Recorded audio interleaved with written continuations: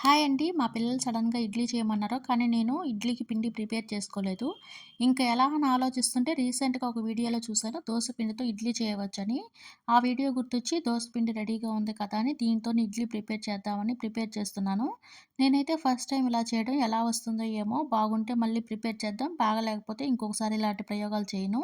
మేమైతే మార్కెట్‌లో దొరికే ఇడ్లీ రవ్వతోని ఇడ్లీ ప్రిపేర్ చేస్తాం. ఇలా అయితే ఫస్ట్ టైం ట్రై చేస్తున్నా. ముందుగా అయితే దోస పిండిలో సాల్టు, సోడా ఉప్పు యాడ్ చేసి బాగా కలిపి ఇడ్లీ ట్రేలలో కొద్ది కొద్దిగా పిండి వేసుకుంటున్నా.